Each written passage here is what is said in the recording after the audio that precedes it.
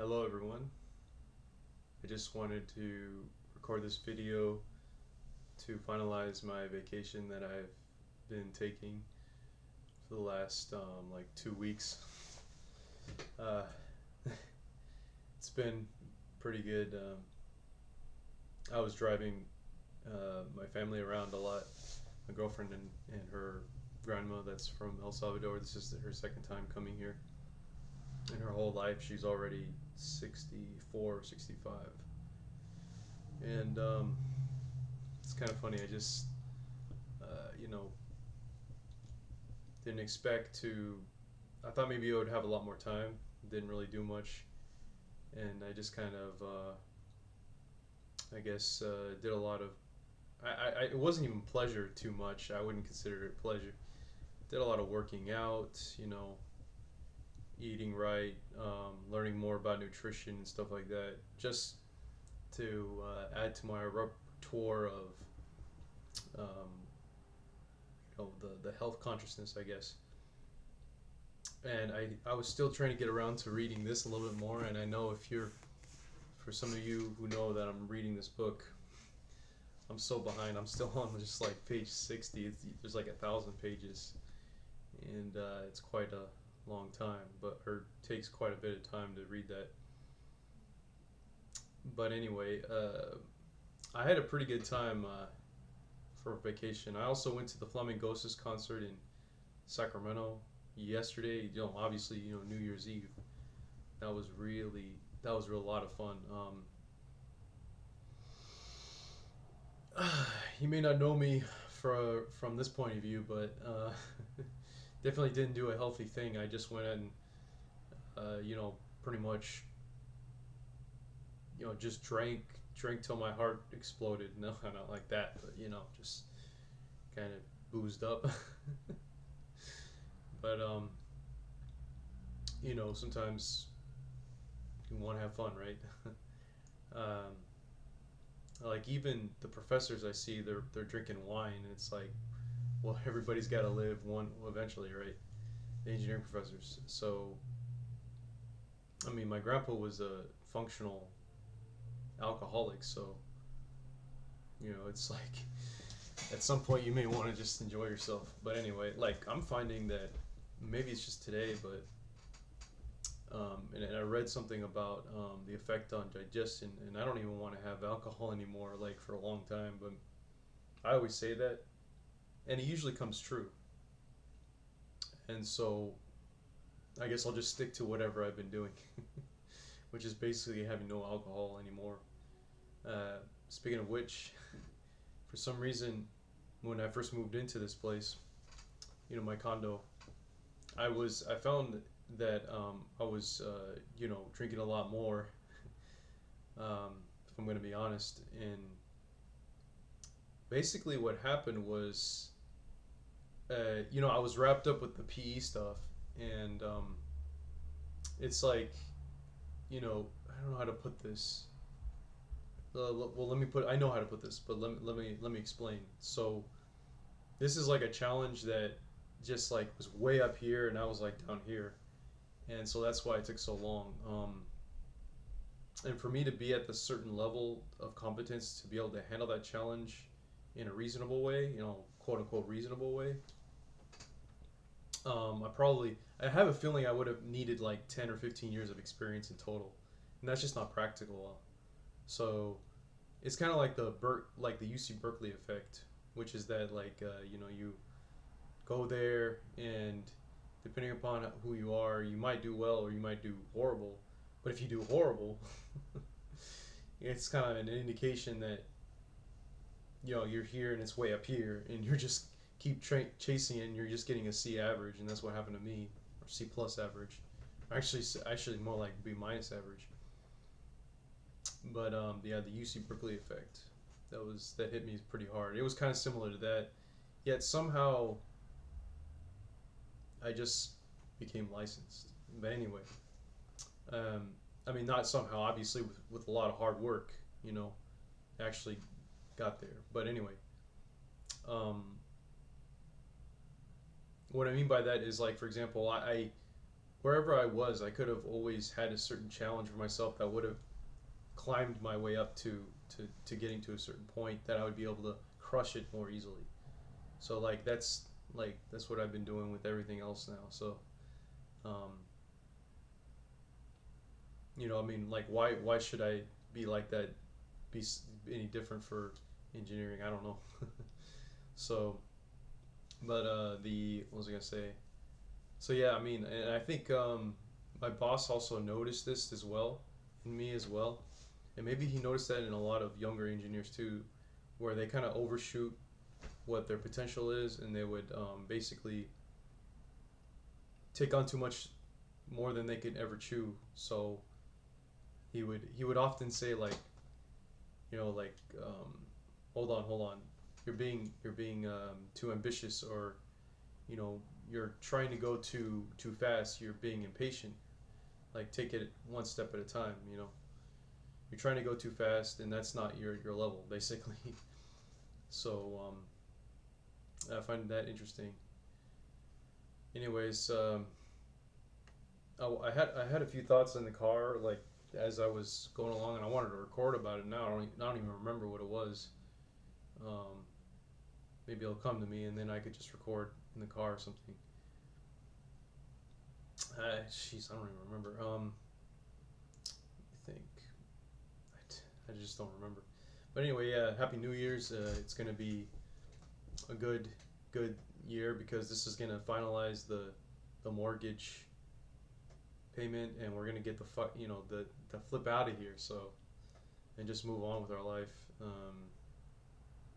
Rent this shit out. Rent this condo out. And just move on with our lives. I'm a little scared because the 2024 laws may have something more restrictive in making it just that much harder for me to get payment and all that from tenants. There's a new law that says you can't basically charge 2 months rent as deposit. You would have to do 1 month's rent as for them to move, to basically move, for them to become a renter or something like that, right? But anyway, legally you can only charge the landlord can only charge the first month's rent and security deposit equal to a month's rent, instead of having the deposit be, let's say for example, the 1 month's rent plus um, the last month's deposit, like, to incorporate both of them just to have extra security. And there's an exception that says, like, I guess if you own less than four or two dwellings that have less than 4 units, or 4 units or less, and that's the case for me. So I'm not too worried about that, but it can still there might be something in that new code, because there's 890 new laws, and that's not all residential. It's all California laws. So I'm thinking that maybe I may have to sell and just get out of here and go to Florida or somewhere that's more less left leaning, more landlord friendly. But we'll see. Anyway, it's gonna be interesting going back to work tomorrow. I just I didn't do anything related to work at all. It was like, and then same thing with my personal projects. I hardly did shit. Like I feel like I was a bum for the last 13 days or whatever. I said 2 weeks, I know, but technically it was like 13 days or something. But it is what it is, and I know, like, sometimes I'm wearing my glasses, but maybe I'll wear it now. And let me see. I was gonna talk about something when I was in the car, and geez, I don't quite remember. Um, but yeah, Happy New Year's. Hopefully, it's gonna be another successful year for you, and hopefully you had a successful 2023. Um, yeah, I guess, right. I was thinking about, like, how you can navigate through things, like in a sales way. Because for example, that seems to be the hardest part. Like for anything you want to start, like engineering firm or whatever, is like has a lot to do with your sales skills and how you come across and all that stuff. So it's like I think I started realizing I'm like, how do you like navigate through everything? Because some people are going to be superficial, like they'll assume something about you and it's not really true. Like a large part of the interactions is for them is to communicate visually in some way or another. I don't know whether it's looks or whatever, that you are who you are and who you potentially say you are. And that's actually kind of hard. I mean, it's kind of weird. I'll be honest. At the firm I'm at right now, they were making like fat jokes and all that when I first got there, and I thought that was kind of stupid because I was like, "That's not me. Why are they saying that?" And I know there is such a thing as bullying and um, that kind of thing goes on all the time, but um, this is a little bit beyond that because, for example, we're supposed to be professionals. We're supposed to be like productive citizens. We're trying to get through and understand what we're trying to do, and I'm just not getting that vibe so much from people that have worked there for so long. Either that, or they just don't want to. They don't have like the respect based off of their assumptions about me that they should. So, because maybe visually or whatever, it's just not the case. Like maybe they're just that prejudgmental. And see, that's the thing is that I feel like a lot of people are like that. So like maybe it doesn't really matter to you, but if it's not you, it's like, well, how do you make that work? Like for example, he's like, if you have a hamburger in your mouth in one mouth and then you're typing in the other hand, it's like, what are you talking about? Like that's not me. Eating like I'm not eating like once every hour or something.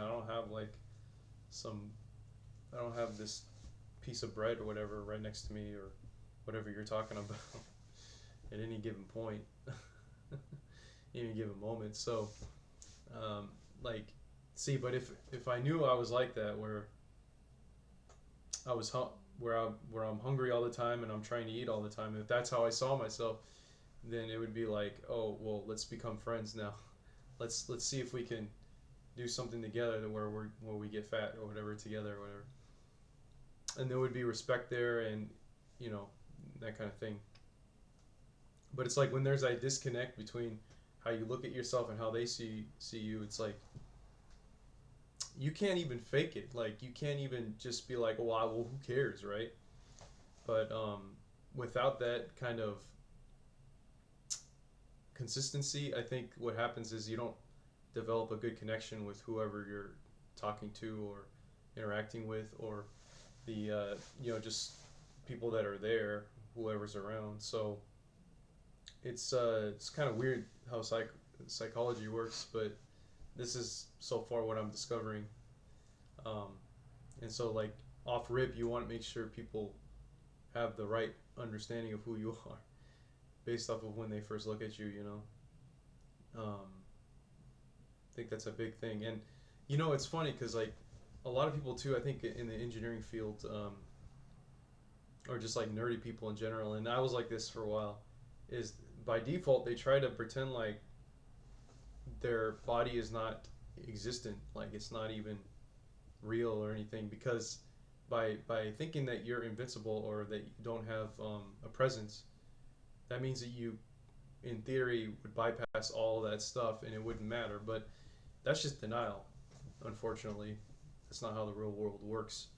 And so you could challenge me on that, but I believe that you need to have your own image of who you are, and it needs to come across genuinely, and that needs to be uh, congruent with how you actually see yourself. So, and not just kind of nullify it.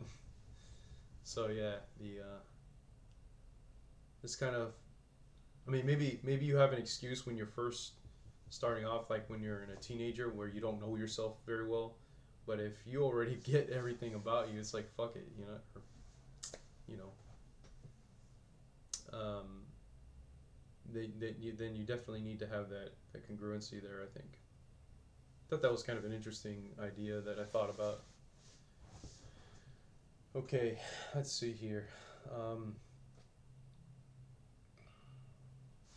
that's right, and again, I wanted to do the surveying thing and all that stuff, but so far I haven't gotten around to it.